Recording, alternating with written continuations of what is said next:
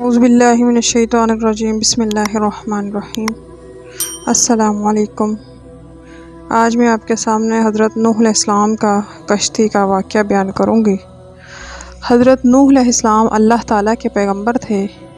آپ نے تقریباً 900 سال تک لوگوں کو اللہ کی طرف بلایا، مگر آپ کی قوم کا جواب یہ تھا، آپ بھی ہماری طرح عام آدمی ہیں۔ اگر اللہ کسی کو رسول بھیجتا تو وہ فرشتہ ہوتا، اور اس میں سے صرف 80 لوگوں نے ان کا دین قبول کیا۔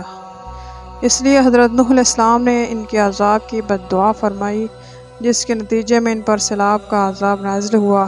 اللہ تعالیٰ نے آپ کی قوم پر عذاب بھیجا اور آپ کو ایک کشتی بنانے اور اس میں اہل ایمان کو اور ہر چرند پرند کے ایک ایک جوڑے کو رکھنے کو کہا۔ تب طوفان کی شکل میں عذاب آیا اور سب لوگ سوائے ان کے جو حضرت نوح علیہ السلام کی بنائی ہوئی کشتی میں سوار تھے ہلاک ہوئے۔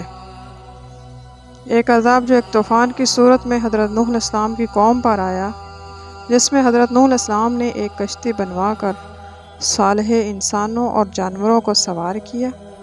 اس طوفان میں زمین مسلسل پانی اگلتی رہی اور آسمان مسلسل پانی برساتا رہا۔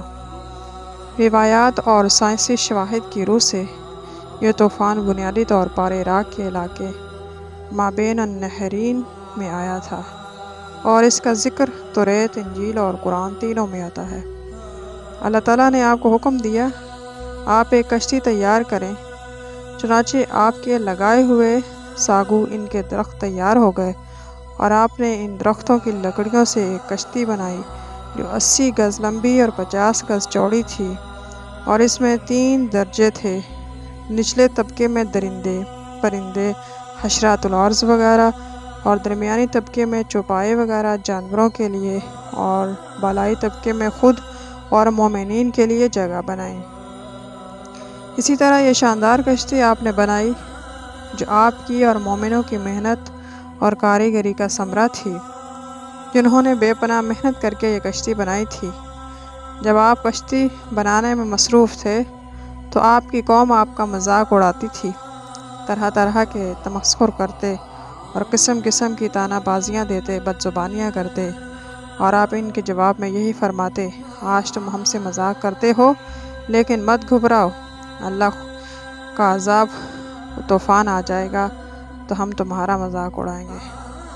جب طوفان آ گیا تو آپ نے کشتی میں درندوں، چرندوں، پرندوں اور قسم کے حشرات الارض کا ایک ایک جوڑا نر اور مادہ سوار کرا دیا، اور خود آپ اور آپ کے تینوں فرزند یعنی حام، سام اور یاسف، ان تینوں کی بیویاں اور ان کی مومنہ بیویاں، اور 72 مومنین مرد، عورتیں، کل 80 انسان کشتی میں سوار ہو گئے، اور ان کی بیوی وائلہ جو کافرہ تھی، اور آپ کا ایک لڑکا جس کا نام کنعان تھا، یہ دونوں کشتی میں سوار نہیں ہوئے، طوفان میں غرق ہو گئے۔